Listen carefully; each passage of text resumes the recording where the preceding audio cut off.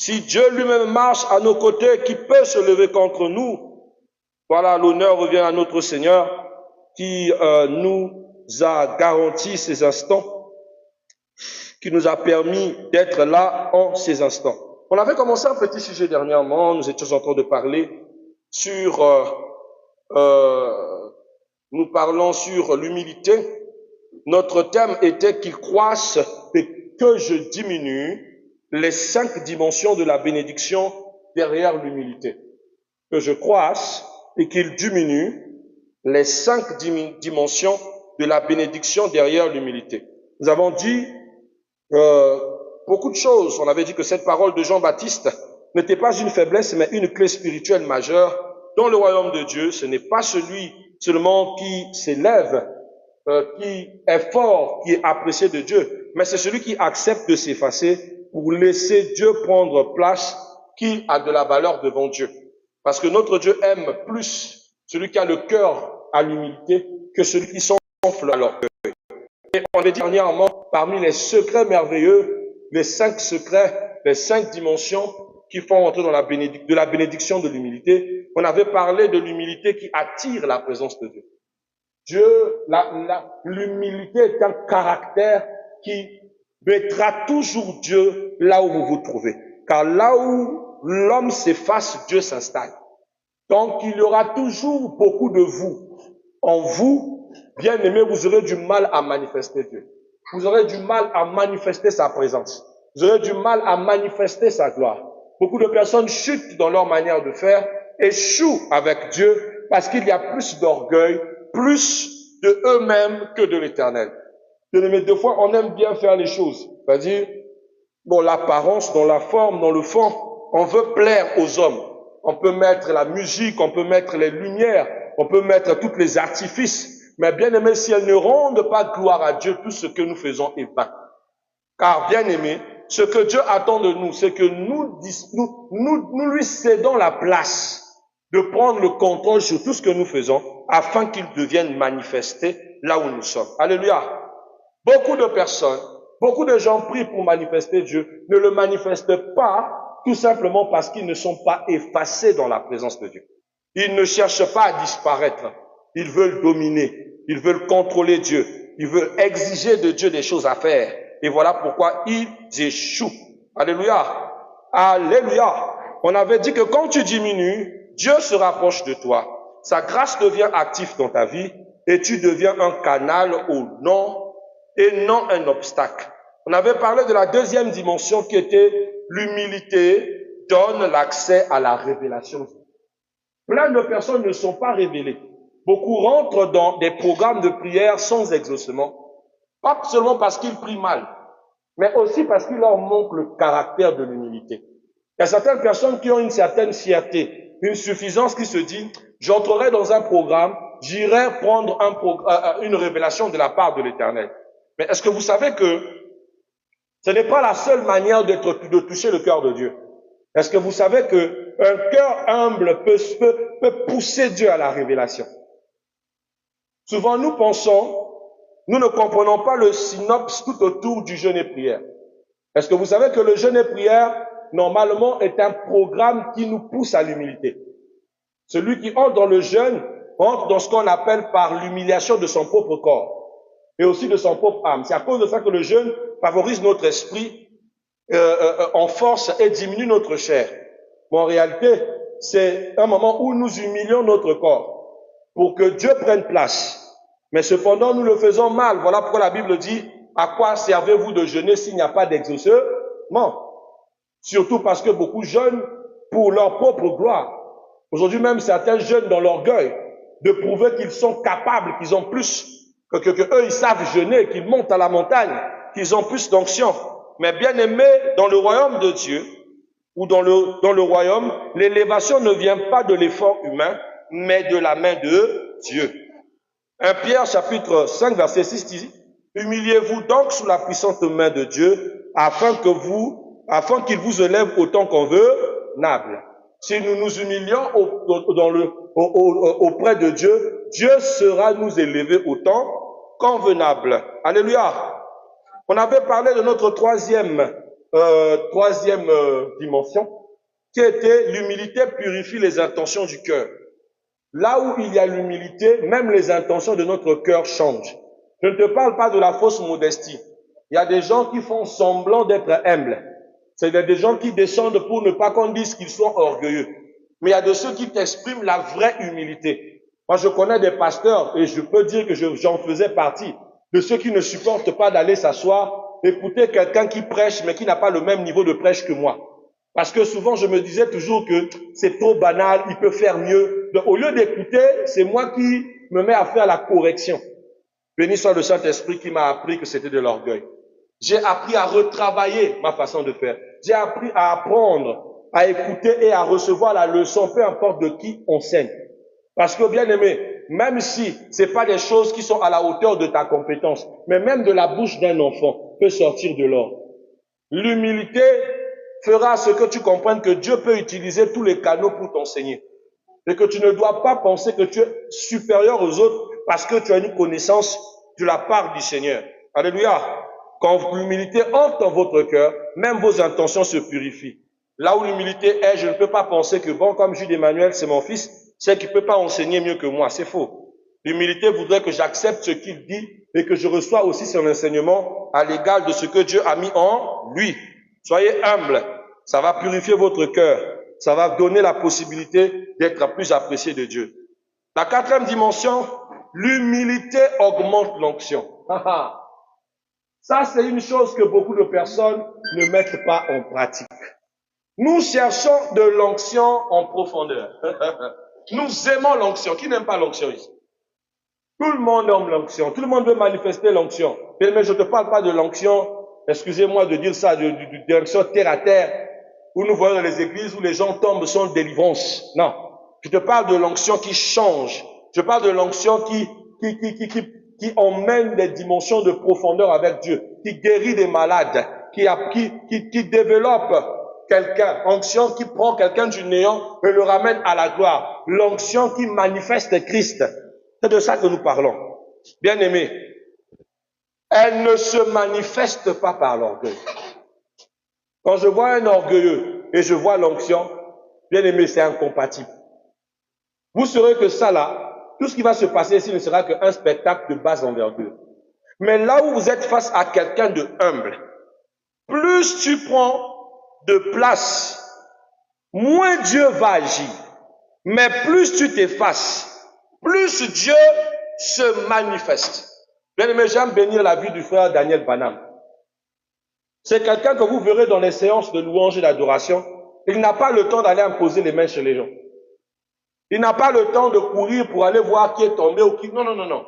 Quand il rentre dans le temps d'adoration, tu as l'impression que Daniel a oublié qu'il est dans une salle et qu'il y a une foule qui doit chanter avec lui. C'est quelqu'un qui fait le tout dans la présence de Dieu, de disparaître, c'est-à-dire de s'humilier à un degré où l'onction, quand il descend, c'est puissant. Ces cantiques restent sur Internet, mais tu as beau écouter les cantiques de Daniel Banham, tu es toujours béni par l'onction que ça dégage. L'humilité précédera toujours la gloire. Et quand je te parle de cette gloire, ce n'est pas que l'argent. L'onction est une gloire. Là où il y a quelqu'un qui sait descendre, la gloire sera toujours son partage. Souvent, nous voulons montrer que nous avons la maîtrise de Dieu. Or, Dieu ne veut pas des gens qui ont la maîtrise de lui. Il veut des gens qui s'effacent dans sa présence et qui se laissent maîtriser par lui. Bien aimé, quand j'apprenais à l'école du Saint-Esprit, à savoir que l'Esprit de Dieu descendait sur nous, on avait des maîtres qui nous disaient « Maîtrisez l'Esprit, maîtrisez l'Esprit ». Nous aussi, on essayait de se maîtriser. Et plus on se maîtrisait, plus l'Esprit devenait brutal. Ou plus on n'arrivait pas à grandir. Parce que l'Esprit de Dieu ne se maîtrise pas. C'est à l'Esprit de Dieu qui doit vous maîtriser. C'est l'Esprit de Dieu qui doit vous dompter. C'est l'Esprit de Dieu qui doit prendre le contrôle. Et non, vous devez contrôler le Saint-Esprit. L'Esprit de Dieu doit prendre place. Mais pour cela, vous devez apprendre à disparaître. Vous devez apprendre à arrêter de lutter avec le Saint-Esprit. D'arrêter d'imposer des conditions au Saint-Esprit. De le laisser agir, de vous emmener comme il le veut. de lui dire que je suis à ta disposition, Saint-Esprit, conduis-moi et fais de moi ce que tu veux. J'aime Exode chapitre 30, verset 32, on parle du principe de consécration. Ce qui est consacré ne sert pas à l'orgueil humain, mais ça ne sert qu'à Dieu. Car une personne humble, bien-aimée, ne cherche pas à impressionner. Il laisse l'esprit agir librement et devient un instrument de puissance dans la main du Saint-Esprit, pas dans ses propres mains. Où tu vois quelqu'un qui se met à essayer de prouver qu'il a une capacité extraordinaire. Non, c'est Dieu qui doit faire des choses avec toi et t'utiliser comme un instrument de sa propre volonté. C'est à cause de ça qu'aujourd'hui, l'Église ne manifeste de moins en moins d'efforts charisme. L'Église est devenue terne parce que beaucoup agissent même par l'esprit avec beaucoup d'orgueil. Alléluia. Or, bien-aimé, l'humilité augmente l'onction. Plus tu es humble, plus la portion devient encore plus grande. Plus Dieu s'élève encore en toi. Une onction authentique. Une onction authentique. Une onction authentique n'accompagne que les effacés. Tant que tu n'apprends pas à t'effacer, bien-aimé, tu ne vas pas impacter. Quand que tu feras le mathuvuisme, je sais tout, je connais tout, bien-aimé, tu t'arrêteras au rebord du chemin. Alléluia. Alléluia. La cinquième des dimensions de l'humilité, de la bénédiction de l'humilité, c'est que l'humilité ouvre les portes de la révélation. Peu importe comment la révélation a été scellée, l'humilité a l'une des particularités de pousser Dieu à te faire rentrer dans le secret de ce qui était caché. Alléluia. Vous devez savoir que Dieu ne révèle pas ses mystères au cœur orgueilleux. Dieu, je m'en souviens, on priait avec une sœur prophétesse qui me dit, pourquoi Dieu te parle de nos vies? Et pourquoi depuis je te connais, tu viens prêcher dans mon église, mais moi l'Éternel ne me parle jamais de toi? Ça c'est quelle affaire où je n'arrive pas à entrer dans le secret?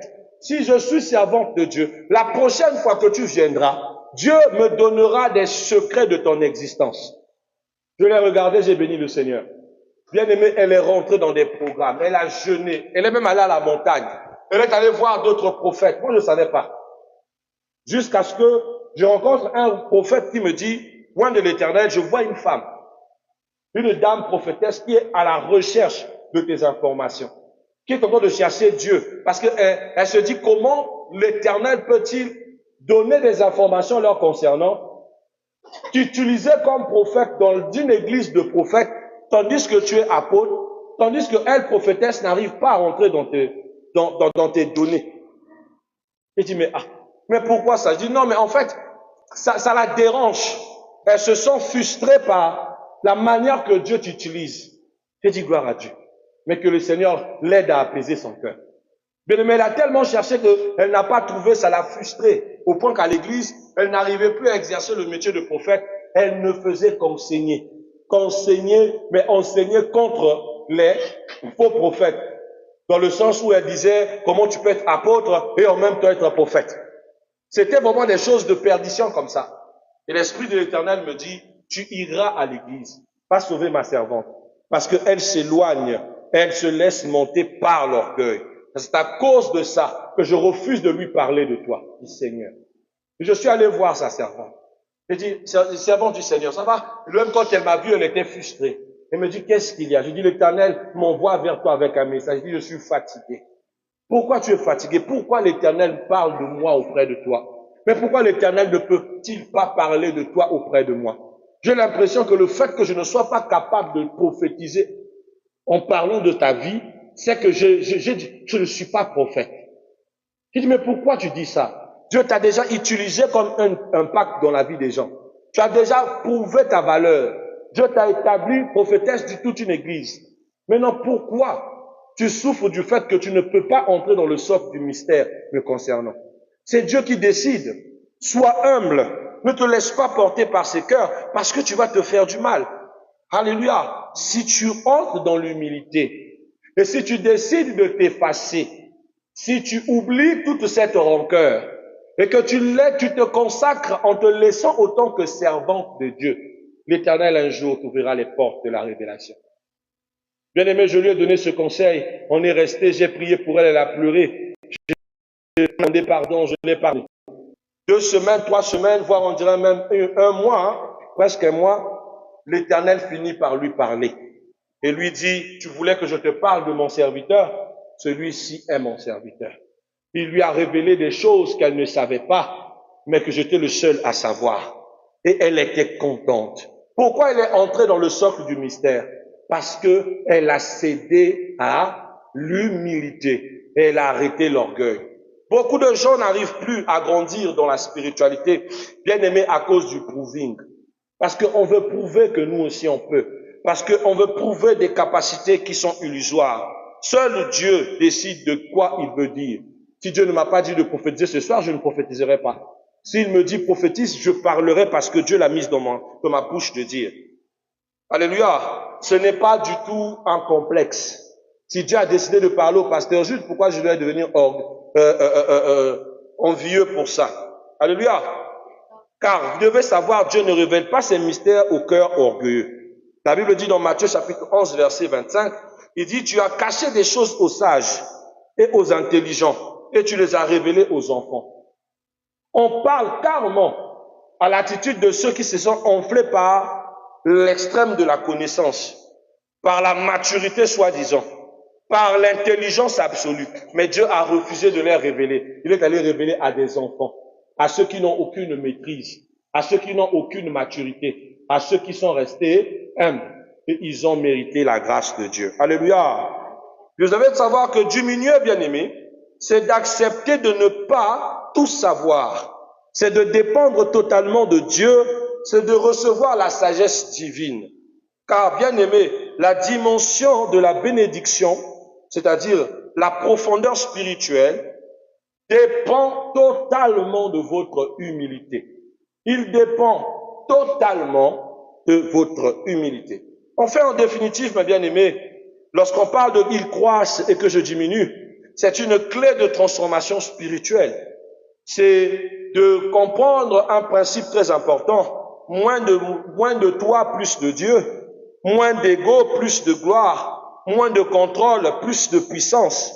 Car l'humilité n'est pas une perte, c'est un échange.